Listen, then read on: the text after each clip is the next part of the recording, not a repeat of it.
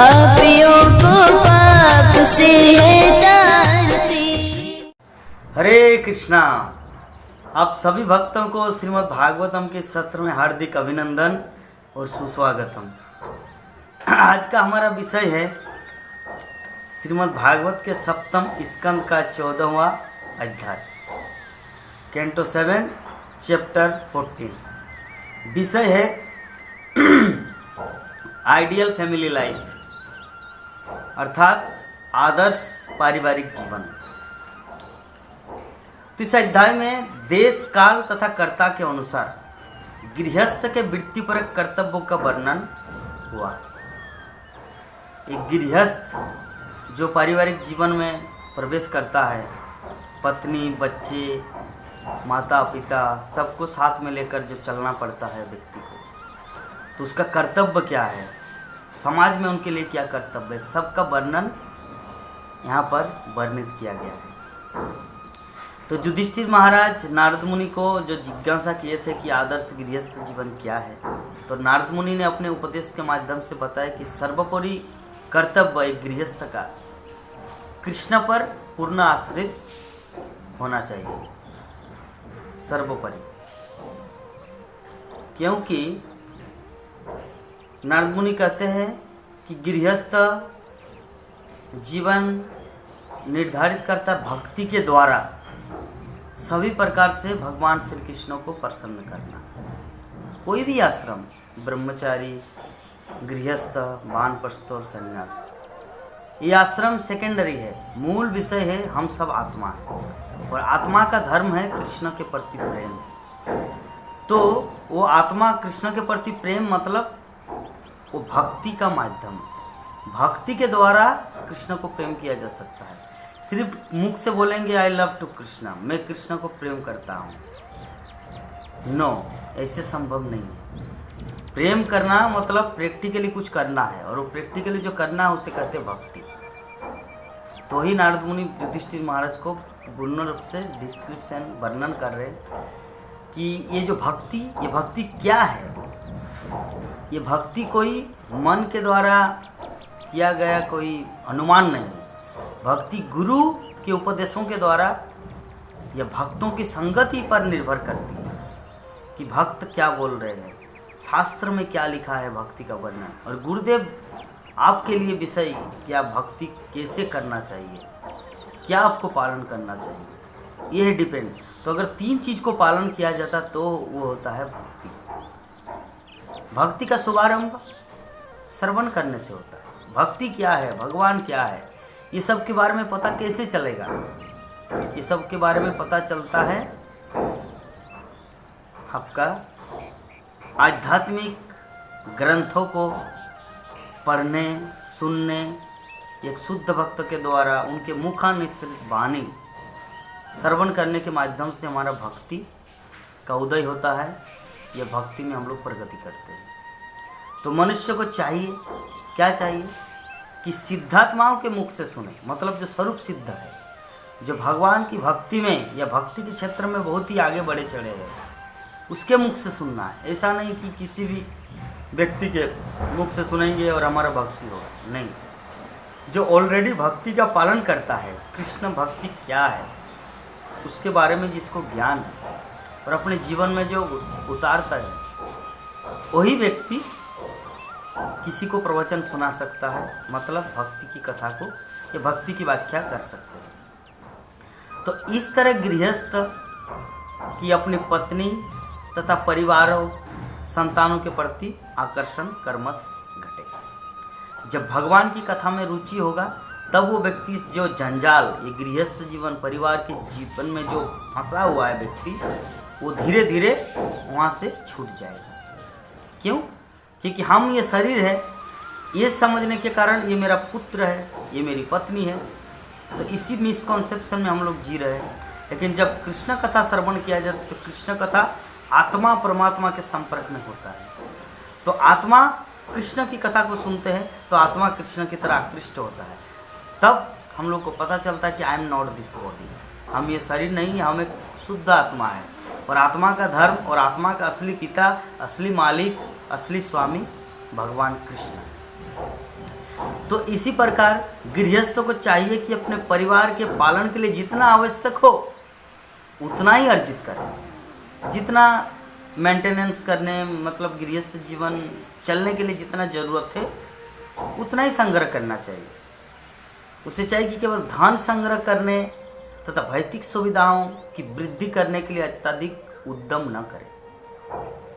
ज़्यादा से ज़्यादा ये जो प्रयास कि नहीं अभी मेरा 5 तला बिल्डिंग है, अब उसके बाद मैं 10 तला बिल्डिंग लूँगा, उसके बाद दूसरा फ्लैट लूँगा, ये करूँगा वो करूँगा, ये ज़्यादा उद्यम नहीं। जितना एक नॉर्मल लाइफ जीने के लिए जो भक्ति में जो अनुकूल हो, जितना ज़रूरत हो उस चीज़ को परिमाप उसको ध्यान में रखते हुए भक्ति को अपना प्राइमरी में रखना है और सेकेंडरी है सब।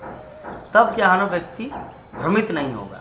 नहीं तो इस जगत जंजाल में वो भ्रम से फंस कर वो भगवान की भक्ति नहीं कर पाएगा, उसका मानव जीवन वृथा चला जाएगा। तो यही यहाँ पे नारद मुनि और आगे डिस्क्रिप्शन दे रहे कि यद्यपि कि गृहस्थों को अपनी जीविका चलाने के लिए ऊपर से अत्यधिक सक्रिय रहना चाहिए, एक्टिव होना चाहिए। ऐसा नहीं कि हरे कृष्ण सब समय घर में करते रहेंगे और कमाने के लिए कुछ पैसा कमाने के लिए बाहर न जाए, ऐसा नहीं। उसको एक्टिव रहना चाहिए परिवार को चलाने के लिए, किंतु भीतर से अंदर से उसे भौतिक लाभ से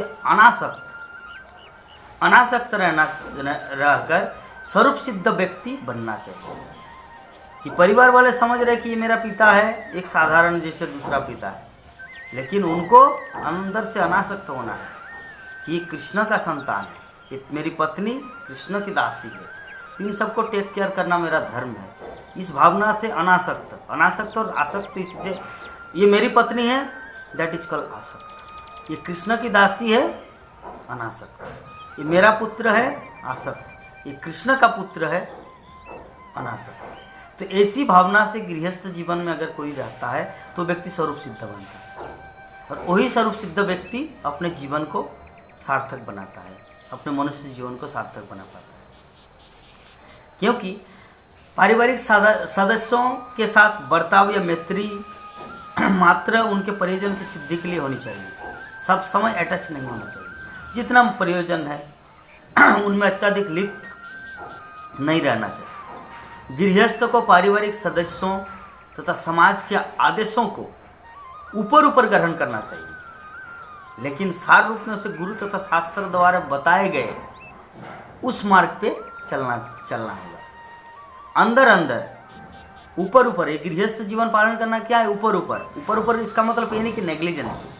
ऊपर का अर्थ होता है उनका जीवन का मूल लक्ष्य है गुरुदेव उनको जो आदेश दिया है, शास्त्र जो उनको आदेश देते हैं, निर्देश देता है, उसको फॉलो करने के लिए सब समय प्रयत्न रहना, और परिवार को चलाने के लिए जितना जरूर हो उसके लिए भी एक्टिव होना। देखिए शास्त्र या नारद मुनि युधिष्ठिर कितना प्रैक्टिकल है।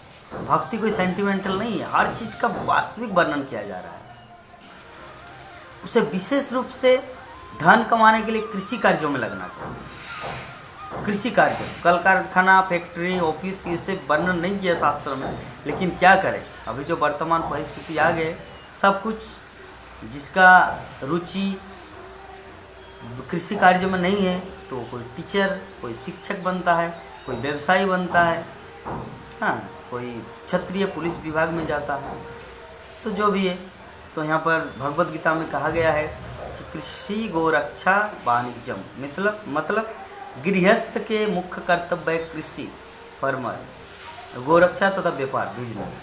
तो यदि सौभाग्यवश या भगवत कृपा से अधिक धन आ जाए तो इसका समुचित उपयोग होगा कि उसे कृष्ण भावनामृत आंदोलन, मतलब इस्कॉन के आंदोलन में उसे लगाया जाए। उसे इंद्रिय तृप्ति के लिए अधिक धन कमाने के लिए उत्सुक नहीं होनी चाहिए। गृहस्थ को ये सदैव स्मरण रखना चाहिए कि जो आवश्यकता से अधिक धन एकत्र करने के लिए प्रयास करता है वो चोर है, उसे चोर माना जाता है और प्रकृति के नियमों द्वारा दंडनीय है। तो गृहस्थ को निम्न वर्ग के जीवों से यथा पशुओं, पक्षियों तथा मधुमक्खियों से स्नेह करना चाहिए। देखिए गृहस्थ का कितना रिस्पॉन्सिबिलिटी है, और उनसे अपनी संतान के समान व्यवहार करना चाहिए। मधुमक्खी मच्छर को भी नहीं मरना चाहिए। इसको क्या बोलते शास्त्र, संतान के समान व्यवहार करना चाहिए। तो गृहस्थ को चाहिए कि इंद्रिय तृप्ति के लिए वो पशु या पक्षियों को न मारे। जो वर्तमान संसार में कसाई खाना चल रहा है, तो ऐसा नहीं होना चाहिए। उसे चाहिए कि कुत्तों तथा अधम प्राणियों तक की आवश्यकताओं की पूर्ति करे और अपनी इंद्रिय तृप्ति के लिए अन्यों का शोषण न करे। अपनी इंद्रिय तृप्ति के लिए दूसरों को कष्ट देकर उनसे कुछ प्राप्त करना, ऐसा नहीं होना चाहिए। श्रीमद् भागवत के आदेश के अनुसार प्रत्येक गृहस्थ एक महान साम्यवादी होता है जो हर एक को जीविका प्रदान करता है। तो गृहस्थ को चाहिए कि उसके पास जो कुछ भी हो उसे बिना किसी भेदभाव के सभी जीवों में वितरित कर दे। सर्वश्रेष्ठ विधि तो प्रसाद वितरण है, जो हमारे इस्कॉन फूड फॉर लाइफ के माध्यम से सारे जगत में दे रहे हैं। गृहस्थ को चाहिए कि अपनी पत्नी से अत्यधिक लिप्त न रहे। उसे चाहिए कि अपनी पत्नी को भी दत्तचित्त होकर अतिथि की सेवा में लगाए। भगवत कृपा से गृहस्थ जो भी धन संग्रह करे उसे 5 प्रकार के कार्यों में व्यय करे। भगवान की पूजा में पहला, वैष्णव तथा संत पुरुषों के स्वागत में द्वितीय, साधारण जनता तथा सभी जीवों में प्रसाद वितरण करने में, अपने पितरों को प्रसाद अर्पण करने में तथा स्वयं प्रसाद ग्रहण करने में 5 विषय में लगाना चाहिए। गृहस्थ को उपयुक्त विधि से हर एक की पूजा करने के लिए सदैव उद्यत रहना चाहिए। गृहस्थों को चाहिए कि ऐसी कोई वस्तु तब तक न खाए जब तक वो भगवान को भेंट न की जा चुकी हो। तो जैसा कि भगवत गीता में कहा गया है, यज्ञशिष्ट सनव संतो मुच्यन्ते सर्व किल्बिषे, कि भगवान के भक्त सभी प्रकार के पापों से मुक्त कर दिए जाते। क्यों? क्योंकि यज्ञ में भेंट किया गया भोजन, मतलब भगवान को चढ़ाया गया प्रसादम खाते। तो गृहस्थ को पुराणों में बताए गए तीर्थ स्नानों में, स्थानों में आ जाना चाहिए। इस तरह अपने परिवार, समाज, देश तथा अंततः मानवता के लिए, मानवता के लाभ के लिए उसे भगवान की पूजा में लगना चाहिए। तो इस प्रकार श्री नारद मुनि श्री युधिष्ठिर महाराज को एक आदर्श गृहस्थ जीवन की क्या रूपरेखा, उनकी जीवन की गाथाएं वो वर्णन किए।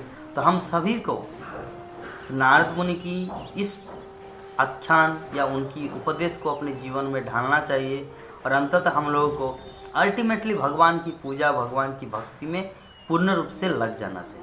यही हमारे मानव जीवन की सार्थकता है।